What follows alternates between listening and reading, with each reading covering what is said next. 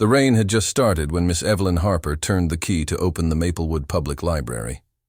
The old wooden door creaked, the same familiar sound that had greeted her for the last 30 years. The smell of books, ink, and rainwater drifted through the air, wrapping around her like an old cardigan. It was Monday. Quiet, gray, and slow, the kind of day only a librarian could love. Evelyn sighed softly as she set her mug of chamomile tea on the counter. Outside, the drizzle painted tiny rivers down the glass windows, distorting the town's sleepy main street. Maplewood was small. One diner, one grocery, and this little library at the corner where nobody ever seemed to hurry. She adjusted her glasses and glanced at the clock. 8:45 a.m. In 15 minutes, the library would open, and just like every morning for the past 3 weeks, the girl would come. At 9:02, the door creaked open. A gust of cool air swept in, carrying the faint scent of wet pavement and paper. There she was, thin, small, probably 12 or 13, with tangled brown hair tucked into a faded hoodie. Her sneakers were always muddy, her backpack too big for her frame. She gave Evelyn a shy nod and headed straight for the same corner, the children's reading nook beside the big window. Evelyn watched quietly from behind her desk. The girl never borrowed books. She just sat there every day after school, sometimes for an hour, sometimes until closing, reading the same section of shelves over and over again. Fairy tales, animal stories, sometimes poetry. Evelyn had tried once to ask her name, but the girl had only smiled faintly and said, "I'm okay. Thank you, that was 3 weeks ago now." Evelyn had learned to just watch from a distance, refilling the pencil jar, restacking the magazines, pretending not to notice the way the girl's eyes devoured every page she touched. Something about her, the quiet hunger, the fragile stillness, stirred something old in Evelyn's chest. Maybe, because she'd once been that kind of girl too, it was raining. Harder that Thursday afternoon when Evelyn noticed the girl's shoes and soaked through. She was shivering, her hands trembling as she flipped through Charlotte's Web. Evelyn frowned. "Sweetheart," she said softly, stepping closer. "You can take that book home if you like." The girl's eyes widened. "Oh, no. I can't. I don't have a card." "Well," Evelyn smiled, reaching for the drawer behind the desk, "that's an easy fix." The girl hesitated, biting her lip. I don't think my mom can sign anything right now." Evelyn looked at her for a long moment, saw the way her shoulders tensed, the way her voice cracked slightly on the word mom. Without saying anything more, Evelyn pulled out a blank card, filled in the details herself. Then she slid it across the counter. "Sometimes," she said gently, "it's okay to belong somewhere, even if no one signed the paper for you." The girl looked at the card. Her name, written neatly in blue ink, Lila Brooks. For a moment, her lips trembled, like she wanted to say something but didn't know how. Then she nodded and whispered, "Thank you." Evelyn smiled. "You belong here, Lila." Lila clutched the card as though it were a golden ticket. After that day, everything changed, just a little. Every afternoon, Lila came like clockwork. Sometimes she'd read aloud softly, her lips moving with the words. Sometimes she'd help Evelyn sort returns, or feed the goldfish in the children's section. Evelyn started keeping an extra sandwich in her lunch bag, just in case. Somehow, that sandwich always ended up in Lila's hands. They never talked much, but their silences were comfortable. Lila once asked, "Do you ever get lonely here?" Evelyn smiled faintly. "Sometimes.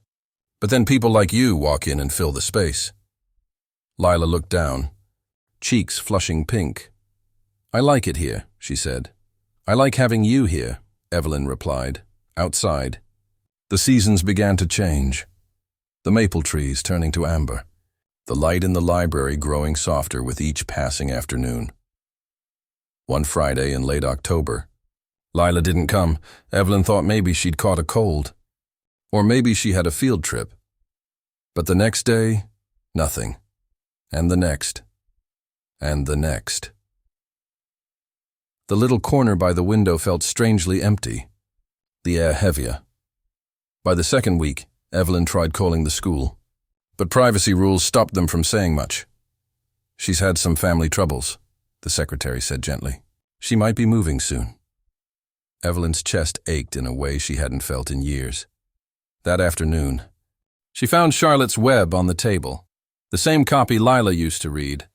With a folded piece of paper tucked inside, it was a note. "Miss Evelyn, thank you for letting me stay here. When I read books, I don't feel invisible anymore. You're the first person who ever saw me." Lila, Evelyn sat there for a long time, her eyes misting over. The rain started again outside, drumming softly on the windows, and just like that, the girl was gone. Years passed. The library changed. New computers, new chairs, brighter paint. Evelyn's hair turned silver, her steps slower. Children still came and went, laughing and shouting and growing up, but she never forgot Lila. Sometimes, when a girl in a hoodie walked by the window, Evelyn's heart would leap, only to settle again. She kept the note tucked inside her desk drawer, between an old bookmark and a pressed leaf. On quiet afternoons, she'd take it out and read it again, the paper soft from her fingers. "You're the first person who ever saw me." Maplewood had grown. The small library now stood beside a cafe and a mural-covered bookstore. Evelyn had retired 2 years earlier, though she still stopped by every week to return novels and chat with the new staff. One autumn morning, she was walking past the town's new bookstore when she noticed a large poster in the window. It was advertising a book signing. "Meet local author, Lila." Brooks celebrating the release of her debut novel. The window seat. Evelyn froze. Her heart stuttered. The name. It couldn't be a coincidence. She stepped closer. On the poster was a photo of a woman in her 30s. Bright eyes, brown hair falling in waves, smiling softly as she held a book. Lila Brooks. The book title made Evelyn's breath catch. The window seat. It was the very spot in the library where Lila used to sit that afternoon. The bookstore was buzzing. A line of people wound between shelves, clutching copies of the window seat. Evelyn waited quietly in the back, her heart pounding like it hadn't in years. When it was finally her turn, Lila looked up from signing and smiled politely. "Hello, who should I make this out to?" Evelyn's voice trembled. "To Evelyn Harper, please." The pen stopped midair. Lila looked up again, really looked, her eyes searching the face before her. And then something shifted. Recognition. A flicker of memory. Dusty shelves. Golden light. The faint smell of rain. Lila's eyes filled with tears. She pressed a hand to her mouth, whispering, "Miss Evelyn?" Evelyn smiled faintly. "Hello, Lila." For a moment, neither of them spoke. The noise of the bookstore faded, replaced by the echo of years between them. Lila's hand trembled as she reached across the table. "You kept my name." I could never forget it. They talked for almost an hour, sitting on the bench outside under a tree that had started to shed its yellow leaves. Lila told her about everything. The move, the foster homes, the nights she read under streetlights. "How did you become a writer?" Evelyn asked softly. Lila smiled. "I think it started in that corner by your window. You made books feel like home. I wrote my first story there." Evelyn's eyes glistened. "You did it, sweetheart. You made something beautiful out of all that silence." Lila reached into her bag and handed Evelyn a copy of the book. "Open it," she said. Inside, on the dedication page, Evelyn read the words, "For the woman who saw me when no one else did. For Miss Evelyn Harper. My first library card." "My first safe place." Evelyn couldn't speak. Her throat tightened as she traced the letters with her fingertip. "I wanted to tell you sooner," Lila whispered. "But I didn't know if you'd still be there."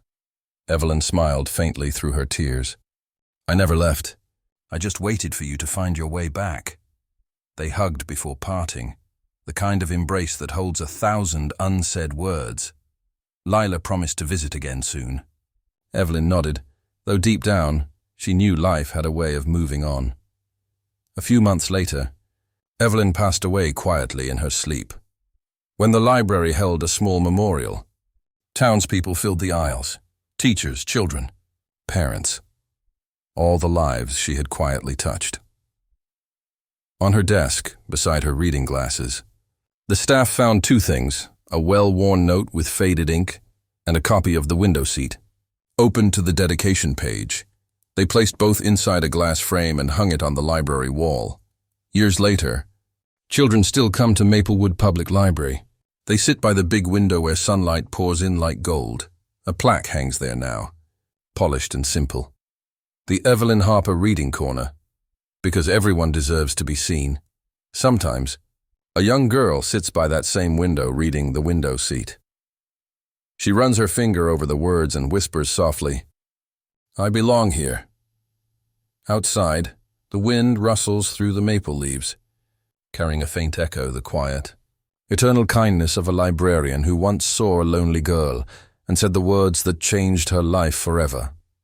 Moral: seeing someone can change their life, and sometimes it can change the world they grow into.